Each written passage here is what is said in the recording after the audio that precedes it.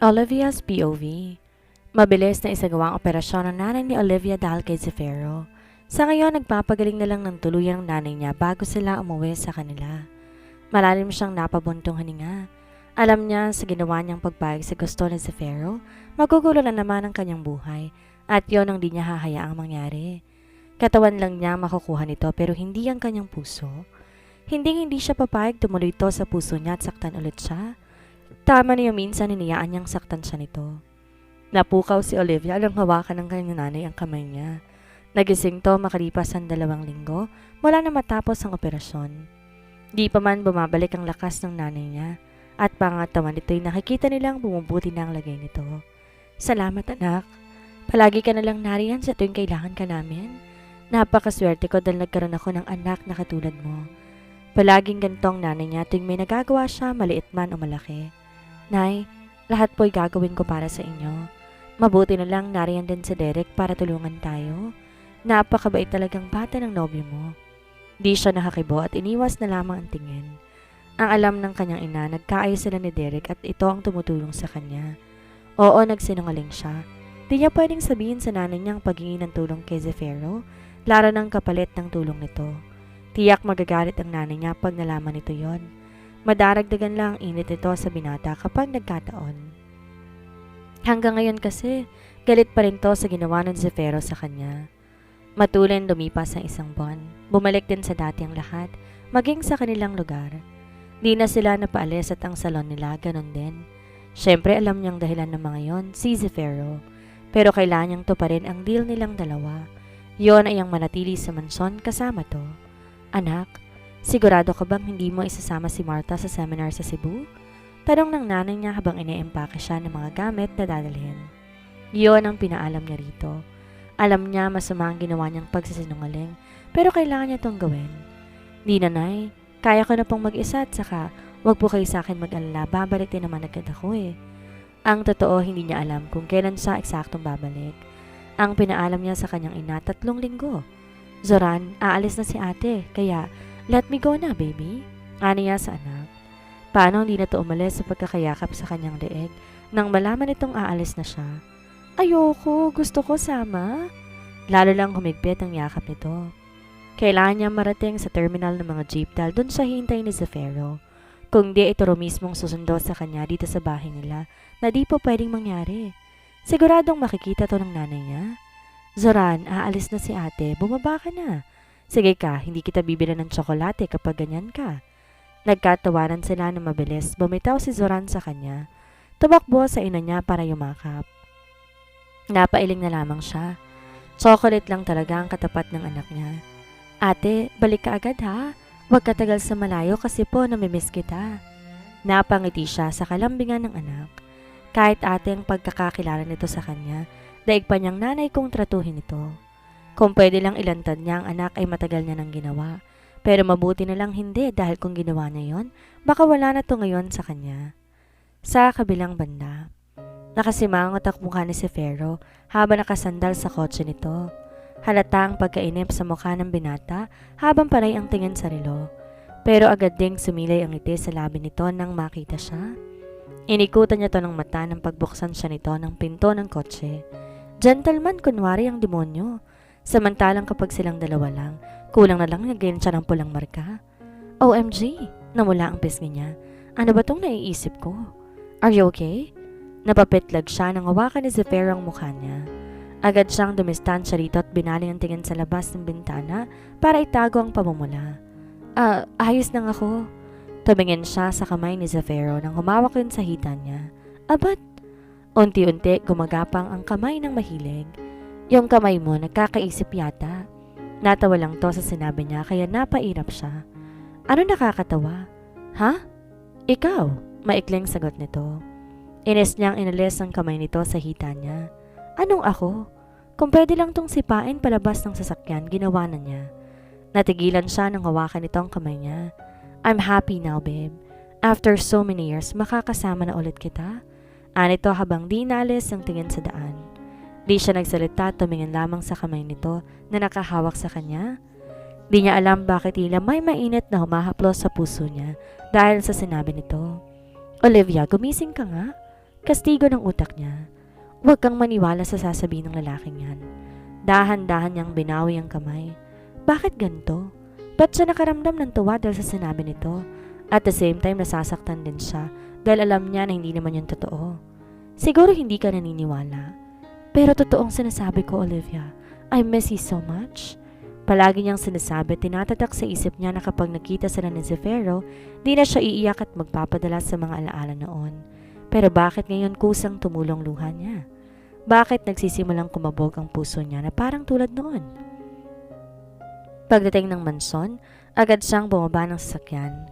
Iniiwasan niyang tumingin kay Zefiro at tayong oo at hindi lamang ang mga sinasagot niya sa tuwing kakausapin siya nito. Tumingin siya sa kamay ni Zefiro nang hawakan nito ang kamay niya. Di na siya tumutol nang kunin nito ang mga dala para ilagay sa loob. Sandali, pigil niya rito. Bakit dyan madadalhin ang gamit ko? Ang daan kasing tinahak nito ay paakyat sa itaas. You are staying in my room. Agad siyang umiling. No, Zefiro, doon ako sa dating kwarto ko nung kasambahay mo pa lang ako. Kinuha niya sa kamay nito ang maleta niya, pero di yan binitawan ng binata. Don't be stubborn, babe. Sa kwarto ko ikaw matutulog. Ayoko sabi eh. Ano bang mahirap intindihin doon? Gusto kong katabi kang matulog at gumising nang ikaw ang una kong makikita. Ano rin bang mahirap intindihin doon? Tila hirap na hirap ang boses na sambit nito. Ilang beses siyang napakurap at napanunok.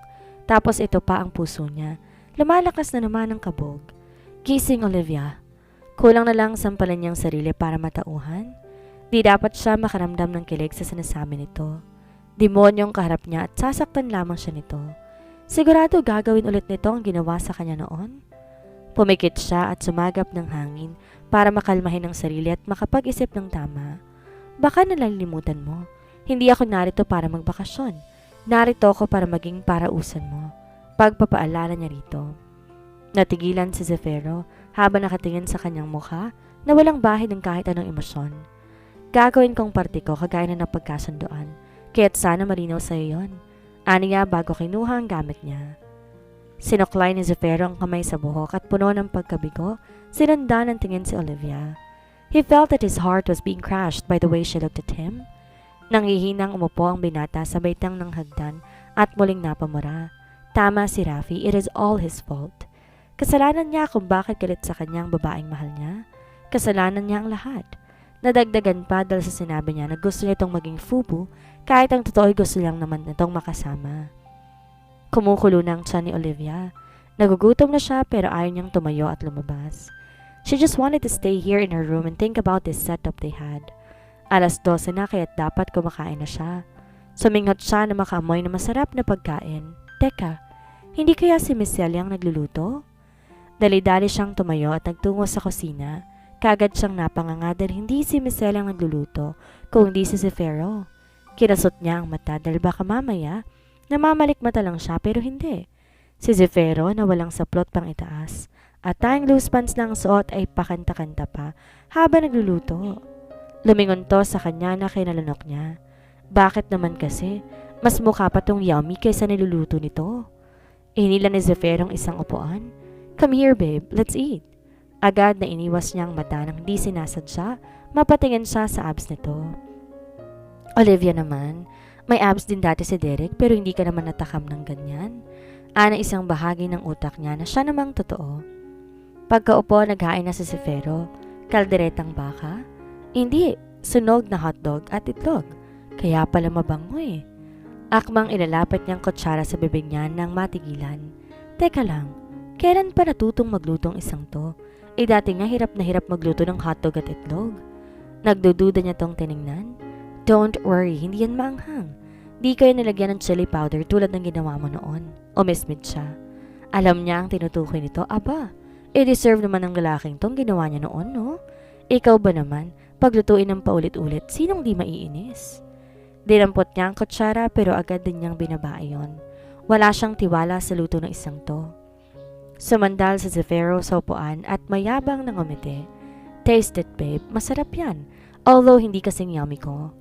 Umirap siya bago alanganing tinikman ang luto nito. Si Zefiro naman ilang beses napanunok na halatang kabado. Masarap nga. Di siya makapaniwala na si Zefiro ang nagluto nito. See? I told you, nagsanay talaga ako magluto para sa'yo. Natigil siya sa pagnguya at tumingin dito. Tulad niya nakatingin na rin to sa kanya. Binalik niyang atensyon sa pagkain kahit ang dami niyang gustong itanong. Bakit ito nagsanay na magluto para sa kanya? Imposible naman na para magpasikat, diba? Nakakatawa lang. Kung ano-ano na naman kasing tumatakbo sa isipan niya. Sobrang naguguluhan siya hindi lang sa mga pinapakita nito, kundi pati na rin sa sarili niya. Galit siya. Yun ang sinisiksik niya sa utak at puso niya. Pero ba't imbes galit ang maramdaman, bumabalik ang kakaibang pakiramdam na nooy nararamdaman niya para dito? Babe? Untag nito sa kanya. Pwede ba wag mo akong tawaging babe? Gusto niyang tawanan ng sarili na makita ang pagdaan ng lungkot sa mata nito na alam niyang guni-guni lang at hindi totoo. Olivia na lang itawag mo sa akin. Masakit kasi sa tenga kapag tinatawag mo ako niyan eh. Naalala ko kasi ang dating meron tayo. Yon ang gusto niyang sabihin. Ngumiti siya rito kahit may luha siya sa mukha. Tsaka pwede ba na wag ba nang ipaalala o banggitin ang tungkol sa nakaraan? Kasi hindi ako narito para marinig sa iyong mga basurang alaalang yun si Pharaoh. Gusto niyang paliwalaan ang sakit na nakikita niya ngayon sa mukha ng binata kahit alam niyang hindi totoo. Pakikipagsalo lamang naman ang gusto mo, hindi ba? Then magsalo tayo ng walang nararamdaman sa isa't isa. Di natin kailangan alalahanin ang tungkol sa nakaraan, lalo na't alam mong anak kong kinamumuhian mong kriminal. Nang matapos silang kumain, agad niyang niligpit ang kanilang pinagkainan at kaagad siyang pumunta sa kwarto. Ngayon na-realize na sa loob ng 5 taon, hindi lang galit ng laman ng puso niya, dahil ang totoo hindi naman talaga siya nakalimot. Akala niya wala na at nabura ng lahat ng nararamdaman niya, pero hindi pala. Natabunan lang ng galit. Akala niya pagmamahal ang nararamdaman niya kay Derek, pero hindi pala. Gusto lang niya ng kumpletong pamilya at lalaki na tatanggap at magpapakaama sa kanyang anak. Kinuha niyang cellphone at tinignan ang pictures ni Zoran. Sa bawat kuha, nakangiti ito ng malaki na parang walang kulang sa buhay nito. Pero alam niya naghahanap to ng ama. Nay, saan bang tatay ko? Tinakpan niya ang bibig at tumagulhol ng iyak nang maalala ang tanong ni Zoran sa nanay niya. Hindi niya malilimutan ang araw na tinanong ng anak niya yon. Araw yon ay ika-4 na kaarawan niya at ang hiling nito ay makasamang tatay nito. Agad niyang pinahid ang luha nang makarinig ng katok. Bakit? Kumunot ang noo ni Zefiro nang mapatitig sa mukha niya. Kaya naman nag-iwas siya ng tingin. May kailangan ka? Gusto mo ba init ng katawan? Bumuntong hininga to at agad umiling. I just want to talk to you, babe. Pagak siyang natawa. Babe? Nilakan niyang butas ng pinto at saka to hinampas sa dibdib. Diba sinabi ko sa'yo wag mo akong tawaging ganyan? Muli niya tong hinampas sa dibdib. Konti na lang tutulo ng luha niya pero pilit niya yung nilalabanan. Ba't bang kulit mo ha? Ba't kasi bumalik ka pa sa buhay ko? Sobra siyang nasasaktan ngayon lalo pa naalala ng anak niya na gustong mawala ng sarili nitong ama. Pareho silang tumingin sa lapag kung saan nalaglag ang cellphone niyang naka-on ang screen kaya't nakitang picture ng kanyang anak. Tumitig si Zefiro sa larawan ng bata. Nakita niyang bahagyang pagbukas-sara ng labi nito. Agad niyang dinampot ang cellphone at nilagay sa bulsa. Kahit alam niyang walang alam si Zefiro tungkol sa anak nila, di pa rin niya mapigilan na makaramdam ng kaba. Olivia? Ang iyak na mahina ay lumakas nang yakapin siya ng binata. Gusto niya tong itulak palayo pero natagpuan niyang sarili. Humahagulgol sa bisig nito. Bakit ang sakit pa rin, Zefiro? Bakit sa paglipas ng mga taon narito pa rin ang sakit? Bakit di ako nakalimot? Walang lakas sinampas nito sa dibdib habang patuloy siya sa pag-iyak. Bakit, Zefiro? Bakit mahal pa rin kita? Natauhan siya sa naisip at malakas na tinulak si Zefiro palayo sa kanya. Mabilis siyang pumasok ng kwarto. Malakas na sinira ang pinto. Di siya po pwedeng humarap ng ganto ka-emosyonal kay Zefiro dahil baka masabi niyang bagay niyon dito.